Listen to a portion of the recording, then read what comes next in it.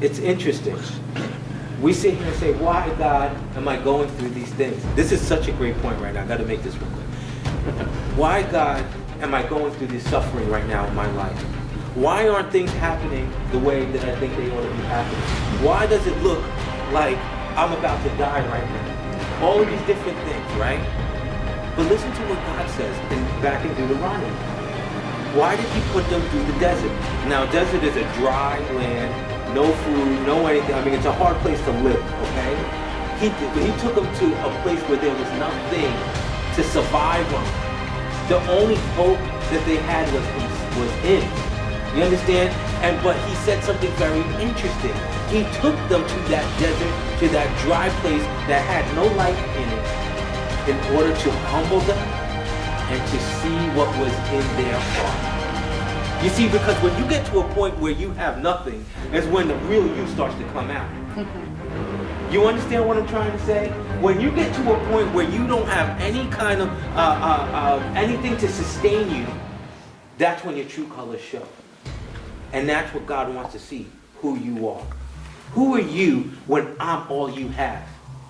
Are you able to stand up and say, I have trust in you, God, that my faith is in you, Lord, that I believe that you are going to provide my every need, that you are going to sustain me with that bread that comes out of heaven, that you will sustain me by the word that you've given me, that I can believe that you are somehow going to put food on my table, that somehow my bills are going to get paid, that somehow my family's going to be okay, that somehow my health situation is going to be okay.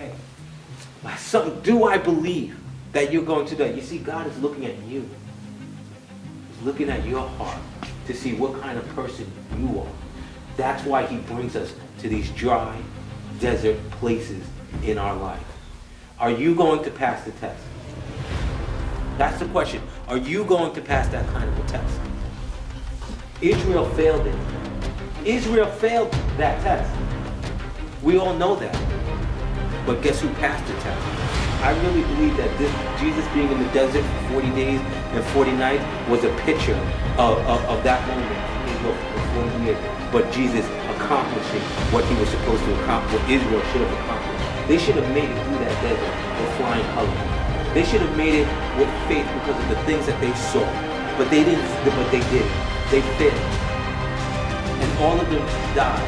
That generation, it says, did not make it into the promised land because of their unbelief.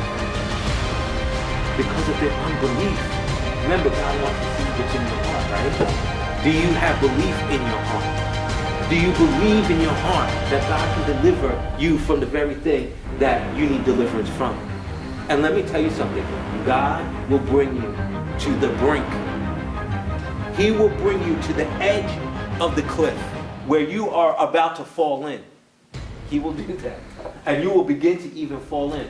But I promise you, if you're believing in God, in the end, no matter what the circumstances are, we may not always understand how God answers things and why he does it in certain ways, but I promise you this much. If you're standing on God in faith and belief, when you're about to fall into that pit, I mean, you could be already leaning and feet coming off the edge, and you're gone. And all of a sudden, that hand of God will just snatch you back up.